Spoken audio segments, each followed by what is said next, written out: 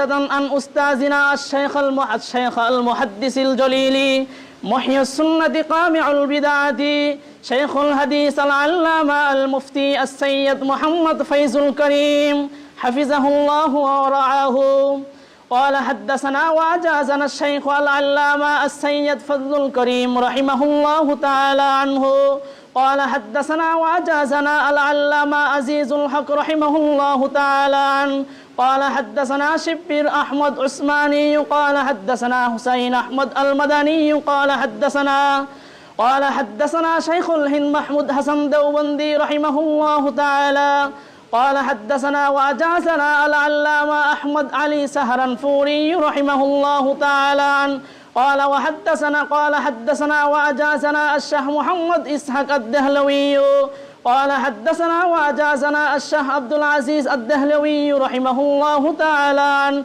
قال حدثنا مسند الهند الشيخ ولي الله محدث دهلوي رحمه الله تعالى عنه.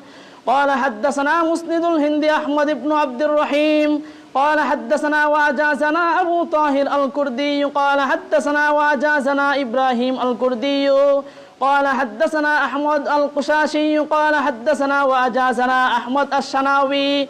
قال حدثنا وأجازنا شمس الدين الرملي. قال حدثنا وأجازنا أبو يحيى زين الدين زكريا ابن محمد الأنصاري. قال حدثنا الحافظ أبو الفضل شهاب الدين أحمد بن علي بن الحجر الأسقلاني. قال حدثنا إبراهيم التنوخي. قال حدثنا أبو العباس أحمد بن أبي طالب الحجار. قال حدثنا حسين الزبيدي. قال حدثنا أبو الوقت. قال حدثنا وأجازنا أبو الحسن العداوي. قال حدثنا أبو محمد السرخسي. قال حدثنا محمد بن يوسف الفربري. قال حدثنا إمام الهمام حافظ الحجة أمير المؤمنين في الحديث أبي عبد الله محمد بن إسماعيل بن إبراهيم بن المغيرة بن البردزبة الجعفي اللماني البخاري رحمه الله تعالى عنه.